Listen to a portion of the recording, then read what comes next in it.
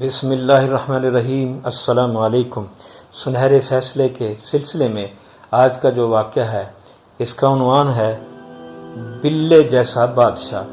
شیخ عز الدین بن عبدالسلام عید کے روز قصر شاہی کی طرف نکلے، دیکھا کہ وہاں سپاہیوں کی جماعت بادشاہ نجم الدین کے آگے صف بندی کیے ہوئے ہے اور خود سلطان آرائش و زیبائی سے آراستہ و پیراستہ ہو کر اپنی قوم کی زینت بنا ہوا ہے اور عمرہ زمین کو بوسہ دے رہے ہیں۔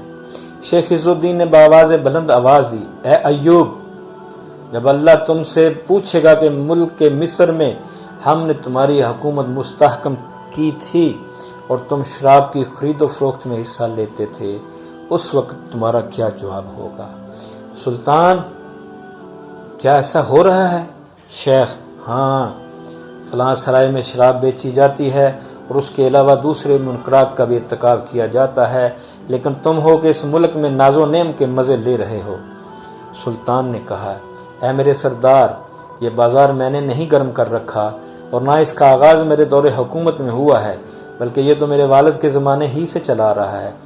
شیخ نے کہا، کیا تو بھی انہی لوگوں میں سے ہے جنہوں نے کہا تھا ہم نے اپنے باپ دادا کو ایک راہ پر اور ایک دین پر پایا اور ہم تو انہی کی نقش پا کی پیروی کرنے والے ہیں؟ سورۃ زخرف آیت نمبر 23۔ چنانچہ سلطان نے فی الفور اس سرائے کو جلانے کا حکم دیا۔ جب شیخ عز الدین بن عبدالسلام لوٹ کر مدرسے سے آئے تو ان کے ایک شاگرد نے پوچھا، استاد محترم، آپ نے ایسا کیوں کیا جبکہ آپ کے لیے اس کو صرف نصیحت کر دینا ہی کافی تھا؟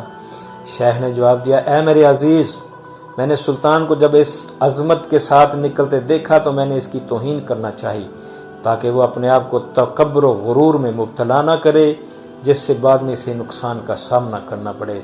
شاگرد نے پوچھا، استاد محترم، آپ کو اس سے خوف محسوس نہیں ہوا؟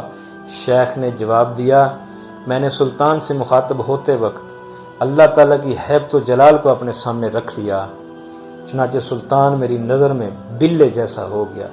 لقد استحضرت حیبت اللہ تعالی اذا خاطبته فصار السلطان امامی کالقط